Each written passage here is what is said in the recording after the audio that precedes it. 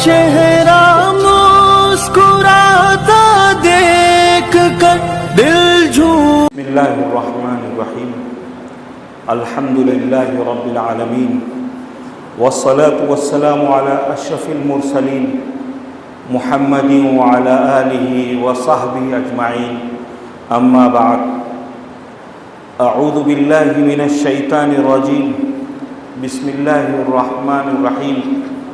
الحج اشہر معلومات، فمن فرض فیہن الحج فلا رفث ولا فسوق ولا جدال فی الحج، وما تفعلوا من خیر یعلمہ اللہ، وتزودوا فإن خیر الزاد التقوى واتقون یا اولی الالباب۔ وقال وَلَقَدْ يَسَّرْنَا الْقُرْآنَ لِلذِّكْرِ فَهَلْ مِن مُدَّكِرٍ۔ صدق اللہ مولانا العظیم۔ وقال يرفع اللہ به اقواما ويضع به آخرین، او کما قال علیہ الصلاۃ والسلام۔ محترم بزرگان گرامی، سامعین اعظام، آج کی میری تقریر کا موضوع ہے ماہ شوال اور رمضان المبارک کے بعد کی زندگی۔ محترم سامعین، ماہ شوال کا شمار بھی بہت سے اہم مہینوں میں کیا جاتا ہے۔ اسلامی ہجری سال کا یہ 10واں مہینہ ہے۔ میں نے جو آیت کریمہ آپ حضرات کے سامنے تلاوت کی، اس میں کہا گیا الحج اشہر معلومات، کہ حج کے معلوم اور متعین مہینے ہیں۔ فقہا لکھتے ہیں، اور حضرت عبداللہ ابن عمر اور حضرت امام ابو حنیفہ رحمۃ اللہ علیہ بھی بیان کرتے ہیں کہ یہ کم شوال سے پہلے حج کا احرام نہیں باندھا جائے گا۔ یہ کم شوال آئے گی تو حج کا احرام باندھا جائے گا۔ شوال، ذیقعدہ اور ذی الحج کے ابتدائی چند دن، ابتدائی یہ کہنا چاہیے کہ 12 یا 13، 14 دن یہ حج کے معلوم اور متعین مہینے ہیں اور متعین دن ہے۔ اس کے بعد قرآن کریم کہتا ہے فَمَن فَرَضَ فِيهِنَّ الْحَجَّ، جس نے حج کو فرض کیا ہے اس نے بھی مومن بندوں پر یہ چیزیں لازم کر دی ہے کہ ایام حج میں، احرام کی حالت میں اور سفر حج میں کوئی بے حیائی نہیں ہوگی، کوئی بد کلامی نہیں ہوگی، کوئی فسق و فجور نہیں کیا جائے گا۔ وَمَا تَفْعَلُوا مِن خَيْرٍ يَعْلَمْهُ اللَّهُ، اور فحاشی، بے حیائی اور بد کلامی کے لیے اللہ نے کہہ دیا کہ جو بھی تم انجام دو گے، کسی کی گناہ کے اگر مرتکب ہو رہے ہو اور نیکی کو بھی انجام دے رہے ہو، یعلمہ اللہ، تو اللہ تبارک و تعالیٰ اس کا علم رکھتے ہیں۔ اور اس کے بعد حاجیوں کو بڑے اچھے انداز میں ترغیب دی گئی وَتَزَوَّدُوا فَإِنَّ خَيْرَ الزَّادِ التَّقْوَىٰ، توشہ لے لو، حج میں چلتے ہوئے کچھ زیادہ سفر لے لو، کچھ مال و متاع لے لو، کچھ کھانا پانی لے لو، یہ توکل کے خلاف نہیں ہے۔ ایام جاہلیت میں یہ سمجھا جاتا تھا کہ حج میں ہمارے یہ ناپاک کپڑے نہیں ہونا چاہیے۔ ایام حج میں ہم خالی جیب جائیں گے، وہاں مانگیں گے، وہاں فقر و فاقے کی زندگی گزاریں گے، کوئی تیاری کر کے نہیں جائیں گے۔ تو کہا گیا کہ وَتَزَوَّدُوا، توشہ لے لو، زیادہ سفر لے لو، ایسا مال و متاع لے لو کہ وہاں تمہاری ضرورت بھی پوری ہو جائے اور کچھ وہاں صدقہ خیرات کر سکو، تو یہ بھی بہتر ہے، اس لیے کہ وہاں 1 ریال صدقہ کرنا ایسا ہے جیسے 1,00,000 ریال کوئی راہ خدا میں خرچ کر رہا ہے. اور پھر اس کے بعد کہا گیا فَإِنَّ خَيْرَ الزَّادِ التَّقْوَىٰ کہ رمضان سے جو درس اور سبق لے کر آئے ہو تقویٰ کا، یہ تمہارے لیے بہترین تحفہ ہے اور بہترین تمہارے لیے زاد راہ ہے. کھانا پانی ساتھ رہے لیکن تقوی کا دامن بھی جو ہے تو تمہارا چھوٹنے نہ پائے. عبادات میں ایک ترتیب رکھی گئی، عبادات میں ایک سلسلہ رکھا گیا. مومن بندہ عبادتوں سے عاری ہو جائے اور عبادتوں سے پاک و صاف ہو جائے، ایسا ہرگز نہیں. عبادتوں کی نوعیت، احکامات کی نوعیت بدلتی رہتی ہے اور تبدیل ہوتی رہتی ہے. ماہ رجب سے جب نمازوں کا تحفہ ملا، ماہ شعبان میں شب برات ملی، ماہ شعبان میں نوافل روزے ملے اور رمضان المبارک میں فرض روزے ملے اور تراویح ملی، افطار و سحر ملا، طاق راتیں ملی، قرآن کا نزول نصیب ہوا. تو ماہ شوال میں بھی انعام کی رات ملی، انعام کا دن ملا اور اب ماہ شوال سے حج کے بھی اعمال تم کو دیے جا رہے ہیں. ماہ شوال میں 6 روزے بھی ہمارے لیے سنت قرار دیے گئے، اس لیے کہ حدیث نبوی صلی اللہ علیہ وسلم میں ہے کہ جو بندہ شوال کے 6 روزے رکھتا ہے وہ ایسا ہی ہے جیسے سال بھر کے روزے رکھ رہا ہو. 29 دن یا 30 دن کا ہمارا روزہ ہوتا ہو تو اس کو 30 شمار کر لیا جاتا ہے اور ایک کے بدلے اللہ تبارک و تعالیٰ 10 نیکیوں سے نوازتے ہیں. تو ہمارے 30 دن کے روزے 300 دنوں کے برابر ہوئے اور اب 6 دن کے ہمارے روزے ہو جائیں گے تو اس میں ہمارے 10 سے اگر ہم شمار کریں ایک روزے کا ثواب تو 60 روزے ہمارے ہو جائیں گے. اور مومن بندہ شوال کے 6 روزے رکھنے کے بعد ایسا ہو جائے گا جیسے اس نے سال بھر کے روزے رکھے. اس شوال کے 6 روزے کی حکمت بھی بہت اچھے انداز سے بیان کی گئی. 2 حکمتیں شوال کے 6 روزے کی آپ کے سامنے بیان کرتا ہوں. ایک حکمت تو یہ بیان کی گئی کہ جیسے فرض نماز سے پہلے سنتیں ہوتی ہے اور نوافل ہوتے ہیں، فرض نماز سے پہلے بھی اور فرض نماز کے بعد بھی اللہ تبارک و تعالیٰ نے ایسے ہی ہمیں ماہ رمضان کے فرض روزوں سے پہلے ماہ شعبان میں روزوں کا حکم دیا اور اب ماہ شوال میں بھی 6 روزوں کا حکم دے رہے ہیں تاکہ نماز کی طرح فرائض کے ساتھ ساتھ سنن اور نوافل بھی ہماری زندگی میں روزوں کی شکل میں آ جائیں. الحمدللہ ہم 5 وقتہ نمازوں میں فرائض کے ساتھ ساتھ وتر واجب کا بھی اہتمام کرتے ہیں، سنن اور نوافل کا بھی اہتمام کرتے ہیں. جب ہم ماہ شعبان میں اور ماہ شوال کے 6 روزے رکھنے والے بن جائیں گے تو ہم گویا سنن اور مستحبات کی پابندی کرنے والے بن جائیں گے.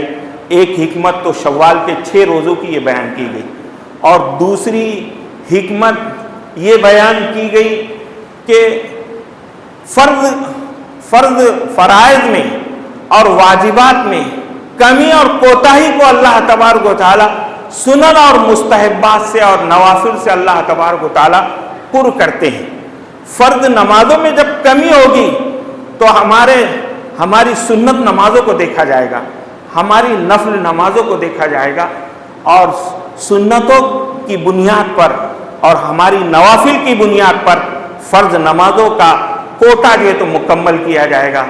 اگر ہمارے فرائض میں رمضان المبارک کے روزوں کی کچھ کمی رہی تو اگر شعبان کے روزے ہیں اور ادھر شوال کے 6 روزے ہیں تو انشاءاللہ ہمارا مواخذہ نہیں ہوگا.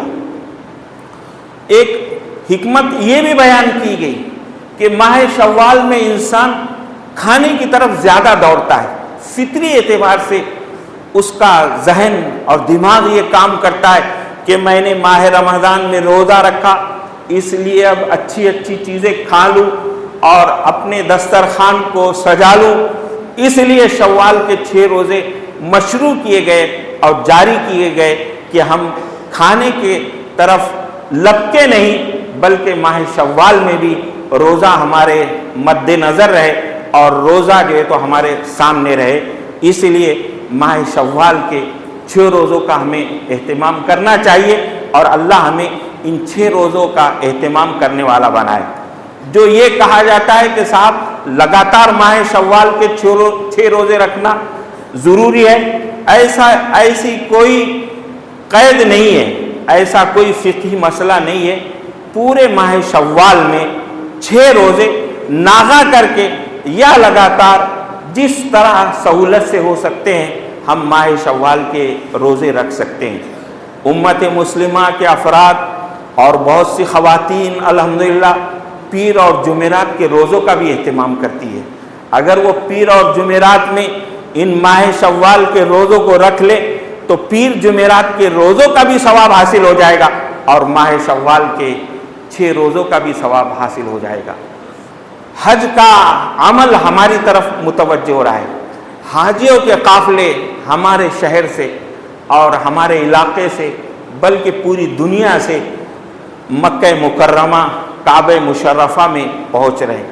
ہمیں دعا کرنا چاہیے کہ اللہ تبارک و تعالی حج ہم پر فرض ہو تو جلد اس کے ہمیں توفیق عطا فرمائے، اور اگر ایک مرتبہ ہم جا کر آ چکے ہیں تو پھر بھی اور ہمارے دلوں میں حج کی تمنا، عمرے کی تمنا، مسجد نبوی کی زیارت، روضہ اطہر کی حاضری، یہ ہمیشہ ہمارے دلوں کی تازگی اور ہمارے دلوں میں یہ خواہش اور تمنا ہونی چاہیے۔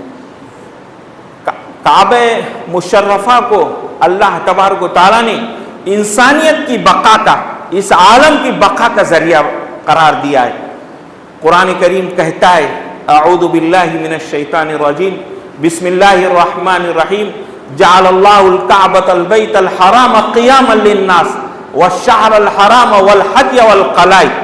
اس کعبہ مکرمہ کو ادب و احترام والے 4 مہینے ذی قعدہ، ذی الحج، محرم اور رجب المرجب کو اور حاجی کو اور ان جانوروں کو جو کعبہ مکرمہ لے جائے جاتے ہیں یا ان جانوروں کو جن کی قربانی پیش کی جاتی ہے، ان 4 چیزوں کو اللہ تبارک و تعالی نے اس عالم کے نظام کے قائم رکھنے کا ذریعہ بنایا۔ یہ ان 4 چیزوں کے ادب و احترام سے عالم کا نظام قائم ہوگا۔ ہم مکلف ہیں، مومن بندے مکلف ہیں، ان 4 شاعر کا ادب و احترام کرنے کے ہم پابند ہیں۔ کعبے کو حاجی نہیں ملیں گے، کعبے کو عمرہ کرنے والے نہیں ملیں گے۔ ہر علاقے اور خطے میں کعبے کی طرف رخ کر کے نمازیں ادا نہیں کی جائے گی، نمازیں پامال ہوگی، عالم کا نظام درہم برہم ہوگا، حاجی نہیں جائیں گے۔ حضرت علی رضی اللہ تعالیٰ عنہ نے صاف کہا ہے کہ جس پر حج فرض ہے اور وہ حج کو نہیں جاتا ہے، پرواہ نہیں ہے وہ یہودی ہو کر مرے یا نصرانی ہو کر مرے۔ اس لیے آج جو اہل ثروت ہے، جن پر حج فرض ہے، انہیں حج میں جلدی کرنا چاہیے، اس لیے کہ اس حج کے عمل کو، اس عمرے کے عمل کو اور ہماری اس نمازوں کو اور ادب و احترام والے مہینوں کی بے حرمتی نہ کرنے کو اور ہماری قربانیوں کو اللہ تبارک و تعالیٰ نے اس عالم کے نظام کے قائم رہنے کا ذریعہ قرار دیا ہے۔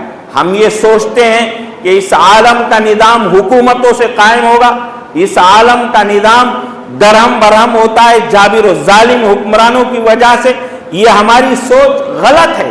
قرآن کے احکامات کی صریح خلاف ورزی ہے۔ اللہ تبارک و تعالیٰ تو کہہ رہے ہیں کہ اس عالم کا امن قائم ہوگا ان 4 چیزوں کی وجہ سے۔ ظاہر بات ہے ہم ان 4 چیزوں کے برتنے میں چونکہ امت مسلمہ ناکام ہے، پوری امت مسلمہ ناکام ہے، کچھ تو قوانین کے اعتبار سے ناکام ہے اور کچھ تو طاقت و قوت رکھتے ہوئے بھی ناکام ہے، اس لیے اس عالم کا نظام درہم برہم ہو رہا ہے۔ یہ شوال المکرم ہمارے آغوش میں اور ہمارے درمیان پہنچ چکا ہے، اس کا ادب و احترام ہمارے لیے نہایت اہم اور ضروری ہے۔ یہ ماہ شوال المکرم جہاں ہمیں 6 سے ہمیں اس میں نوازا گیا، ہمیں انعام کا دن بھی دیا گیا، ہمیں انعام کی رات بھی ماہ شوال میں دی گئی۔ الحمدللہ ہم سب بخشے بخشائے ہیں، اللہ کے عام دربار سے ہم معافی کی خوشخبری پا کر اور معافی کا تمغہ لے کر لوٹے ہیں۔ اب 11 مہینے اس معافی کو کیسے برقرار رکھنا ہے اور اس تقوی کو کیسے سنبھال کر رکھنا ہے، یہ ہمارے لیے نہایت اہم اور ضروری ہے۔ 11 مہینے کی ہماری زندگی اسی وقت صحیح ہو سکتی ہے جب قرآن جو ہمیں دستور کی حیثیت سے دیا گیا، جو ہماری زندگی کا رہبر اور رہنما ہے، جب ہماری زندگیوں میں یہ قرآن آئے گا، جب قرآن ہمارے گھروں میں جاری اور ساری رہے گا، انشاءاللہ ہماری 11 مہینے کی زندگی صحیح اور درست رہے گی۔ ایک روزہ تھا جو 30 دن کا تھا یا رمضان المبارک کا تھا، اس کا افطار ہمارا ہو چکا ہے، لیکن اب زندگی بھر کا ہمارا روزہ ہے، اس کا افطار بھی ہمیں اچھے انداز میں حوض کوثر سے جام کوثر لے کر ہمیں اس افطار کو بھی کرنا ہے۔ ہمارا وہ افطار اسی وقت صحیح اور درست ہو سکتا ہے جب قرآن ہماری نگاہوں کے سامنے رہے، ہماری تلاوت میں رہے، ہمارے سمجھنے میں رہے، ہمارے عمل میں رہے، اس کے پہنچانے کا ذریعہ اس کے پہنچانے کا ارادہ، عزم اور حوصلہ ہماری زندگی میں پایا جائے، تب عالم کے اندر سکون قائم ہو سکتا ہے اور ہم اس قرآن کا حق ہم ادا کر سکتے ہیں۔ قرآن کوئی مشکل کتاب نہیں ہے۔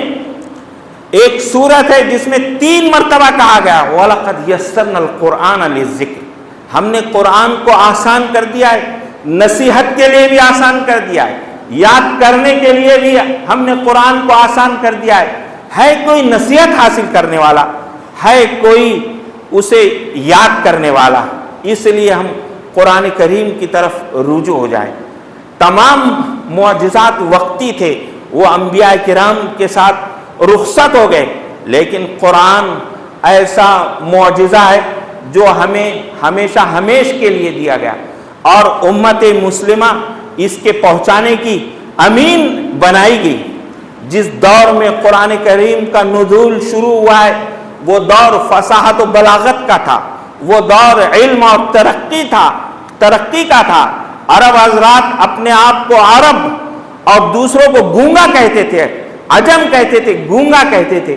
اللہ تبارک و تعالیٰ نے کہا کہ تم اپنے آپ کو زبان دان کہتے ہو، تم عربی سے واقف اور اپنے آپ کو ایک ماہر کہتے ہو، دیکھو ہم قرآن ایسا معجزہ دے رہے ہیں جو اللہ کا کلام ہے، اور تمہاری صلاحیتوں سے بڑھ کر یہ ایک صلاحیت رکھتا ہے، اس کا معیار تمہاری زبان دانی سے زیادہ بلند ہے۔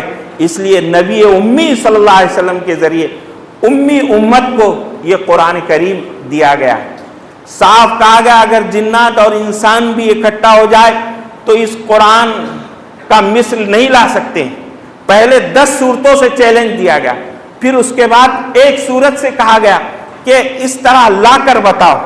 ظاہر بات تھی ایک سورت لا سکتے تھے، انا اعطینا کل کوثر کی بقدر بھی ایک سورت لا کر اگر عرب حضرات پیش کر دیتے تو جنگوں کا سلسلہ ختم ہو جاتا، اختلافات کا سلسلہ ختم ہو جاتا تھا، لیکن لا نہیں سکے، اس لیے انہیں جنگوں کا سہارا لیا۔ اور اس ماہ شوال میں بھی غزوہ احد کا واقعہ پیش آیا۔ غزوہ احد کیا تھا؟ غزوہ بدر میں جو کفار مارے گئے ان کا انتقام لینے کا جذبہ کافرین کے دلوں میں پیدا ہوا کہ صاحب ہمارے 70 سردار مارے گئے۔ انہوں نے اپنے لیڈروں سے مطالبہ بھی کیا کہ تم نے جس تجارتی کمپنی میں ہمارا مال لگا تھا وہ تو تم نے بانٹ دیا، تقسیم کر دیا، لیکن اس کا نفع جو ابھی تمہارے پاس امانت کی شکل میں رکھا ہے اس نفع کو خرچ کرو اور ہم مومنین سے اپنا انتقام لیں گے۔ اور اسی نفع کے مال سے احد کی تیاری کی گئی، غزوہ احد کی تیاری کی گئی۔ لیکن آپ صلی اللہ علیہ وسلم نے بھی جب حضرت عباس رضی اللہ عنہ نے آپ صلی اللہ علیہ وسلم کو اطلاع بھیجی تو آپ صلی اللہ علیہ وسلم نے بھی تیاری کی اور مدینہ منورہ سے باہر نکل کر احد پہاڑ کے دامن میں آپ صلی اللہ علیہ وسلم نے مقابلہ کیا. آپ صلی اللہ علیہ وسلم کو کامیابی نصیب ہوئی، کفار خاسر اور ناکام اور نامراد ہوئے. یہ ہر دور کا وتیرہ رہا، یہ ہر دور کا طریقہ رہا کہ دشمن نے کبھی چین کی سانس نہیں لی. ہر دور میں اس کے حربے بدلتے رہے، اس کی چالیں بدلتی رہی. کبھی انہوں نے جنگی آلات اور ہتھیار کا سہارا لیا تو کبھی تہذیب اور ثقافت، مسلمانوں کا کلچر اور مسلمانوں کی زندگی اور قرآن کریم سے دور کرنے، ان کی تجارت کو اسلامی طرز سے ہٹانے کی کوشش کی. اور یہ یہودیوں کی سازشیں رہی کہ مسلمانوں کو تجارت کے اندر سود کی ایسی لالچ دی جائے، سود کی ایسے شکلیں پیش کی جائے کہ مسلمان اپنے حق اور حلال تجارت کو بھول کر سودی کاروبار میں ملوث ہو جائے، مسلمان جھوٹ میں ملوث ہو جائے، مسلمان مکاری میں ملوث ہو جائے. لیکن اللہ تبارک و تعالیٰ نے امت مسلمہ کو دشمن کے ہر مکر و فریب سے اور ہر چال سے اور اس کی ہر سازش سے اللہ تبارک و تعالیٰ نے محفوظ رکھا. قرآن کریم کے متعلق ہمیں خود یہ حدیث بتاتی ہے. آپ صلی اللہ علیہ وسلم نے فرمایا ستکون فتن. آپ صلی اللہ علیہ وسلم نے کہا کہ ایک دور ایسا آئے گا کہ وہ فتنوں کا دور ہوگا، آزمائش کا دور ہوگا. اور میں سمجھتا ہوں کہ ہم جن حالات سے گزر رہے ہیں یہ فتنوں اور آزمائش کا دور ہے. تو آپ صلی اللہ علیہ وسلم نے کہا کہ آزمائشوں کا دور آئے گا، فتنوں کا دور آئے گا. صحابہ کرام نے فوراً سوال کیا، اے اللہ کے رسول صلی اللہ علیہ وسلم، مل مخرج، ان فتنوں سے نکلنے کی شکل و صورت کیا ہوگی، نجات کا ذریعہ کیا ہوگا؟ تو آپ صلی اللہ علیہ وسلم نے فرمایا اللہ کی یہ کتاب تمہیں ہر فتنے سے محفوظ رکھے گی. یہ کتاب ایسی ہے نبأ خبر ما کہ اس میں تم سے پہلے آنے والی قوموں کے انجام بیان کیے گئے اور بعد میں جو چیزیں پیش آنے والی ہے وہ بھی جو ہے تو اس کے اندر پیش کی گئی. اس کے اندر یہ سب چیزیں پیش کی گئی. اگر اس کتاب کو اختیار کرو گے تو تم گمراہ نہیں ہوں گے اور آزمائشوں میں نہیں پڑھیں گے. اس لیے اس قرآن کریم کو سمجھ کر الحمدللہ امت مسلمہ آج یہ کوشش کر رہی ہے کہ ہمارے چھوٹے بچے، ہمارے بیٹے اور بیٹیاں اچھے انداز میں قرآن کریم کو سمجھیں. اس کے لیے ہماری مسجدیں آباد ہے الحمدللہ، ہمارے شہر کے مکاتب آباد ہے، محلہ محلہ مکتبوں کا ایک جال ہے. ہمارے شہر میں جامعات اور عربی مدرسے بھی الحمدللہ اس قرآن کریم کو سمجھانے اور اس فہم کو عام کرنے میں لگے ہوئے ہیں، جہاں تفاسیر، حدیث، فقہ یہ سب چیزیں پیش کی جاتی ہے. مدارس میں لائبریریاں بھی ہے جہاں قرآن کریم کے احکامات کو اور ان سے نکلنے والے مسائل کو کھول کر جو ہے تو پیش کیا جاتا ہے. تو امت مسلمہ میں جتنے قرآن کو سمجھنے اور اس کے ادا کرنے کے طور طریقے ہوں گے اور پھر اس قرآن کو اپنی زندگی میں لانے کے جب امت مسلمہ قدم اٹھائے گی تو اللہ تبارک و تعالیٰ آزمائش سے ہمیں محفوظ فرمائیں گے اور اللہ ہمیں محفوظ رکھیں گے. فقہاء نے بڑی اچھی بات لکھی ہے کہ آج مومن بندہ جس مصروفیت میں ہے، جو شعبہ زندگی کا، جو کاروبار وہ اختیار کیے ہوئے، اسے اپنے کاروبار سے متعلق حلال و حرام اور جائز و ناجائز کو سمجھنا نہایت اہم اور ضروری ہے. اور اپنے شعبے سے متعلق زراعت والا، کھیتی والا، کارخانے والا، ملازمت والا، ڈاکٹر، انجینئر اپنے شعبے سے متعلق قرآنی ہدایات لے اور اپنی زندگی گزارے. انشاءاللہ حق عام ہوگا، حلال عام ہوگا اور ہمارے ہی ذریعے ان بہکی ہوئی قوموں کو نجات ملے گی. ہم ہی ان کے مسیحا بنیں گے، ہم ہی انہیں راہ راست پر لانے والے بنیں گے. رمضان المبارک میں یہ محنت کی گئی، اس محراب سے ہمیں قرآن سنایا گیا، اس کا خلاصہ ہمارے سامنے پیش کیا گیا. صاف کہا گیا اللہ کی اطاعت کرو، رسول کی اطاعت کرو، مفتیوں کی اطاعت کرو، حکومتوں کی اطاعت کرو، اپنے صحت کے سلسلے میں، اپنے گھروں کی تعمیر کے سلسلے میں، اپنے کاروبار کے سلسلے میں حکومتوں کا پاس و لحاظ رکھو، قانون کا پاس و لحاظ رکھو۔ محترم سامعین، آج کے حالات ہمیں یہی بتاتے ہیں اور ہمیں یہ آگاہ کرتے ہیں کہ ہر اعتبار سے ہمیں زندہ رہنا ہے، ہر اعتبار سے ہمیں اپنی سرحدوں کی حفاظت کرنا ہے۔ سب سے پہلے ہم اپنے ایمانی سرحد کی حفاظت کریں گے، ہمارے اندر کفر و شرک نہ آئے، ہمارے اندر بدعت و خرافات نہ آئے۔ اس ایمانی سرحد کے بعد ہم اپنی مساجد کی حفاظت کریں گے۔ بیت اللہ کی حفاظت کی ذمہ داری اللہ نے لی ہے، لیکن اپنی مسجدوں کو آباد رکھ کر ہم اپنی مسجدوں کی حفاظت کریں گے، ہم دینی شخصیات کی حفاظت کریں گے، ہم مدارس کی حفاظت کریں گے، ہم اپنی جان مال عزت اور کی ہم حفاظت کریں گے، حرمت کی، اپنے مال کی ہم حفاظت کریں گے۔ صاف کہا گیا من قتل دون مالی او عرضی فہو شہید۔ اگر کوئی مومن بندہ ہے اپنے مال کی حفاظت میں یا اپنی عزت کی حفاظت میں قتل کیا جاتا ہے فہو شہید، تو وہ راہ خدا میں شہید ہے۔ ہم اپنے محلوں کی پہرے داری کا نظام قائم کریں گے، ہم اپنے گھروں کی پہرے داری کا نظام قائم کریں گے، ہم کوئی اقدام ایسا نہیں کریں گے۔ ہم نے صبر کا مہینہ پایا ہے، ہم نے حق بات پہنچانے کا، انصر اخاک ظالما او کان مظلوما، یہ حدیث ہمارے مد نظر رہی ہے کہ اگر کوئی ظالم بھی ہو تو اس کی مدد کرو، اور اگر کوئی مظلوم بھی ہو تو اس کی مدد کرو۔ صحابہ نے کہا اللہ کے رسول صلی اللہ علیہ وسلم، مظلوم کی مدد تو ہمیں سمجھ میں آتی ہے، لیکن ظالم کی مدد کیا ہے؟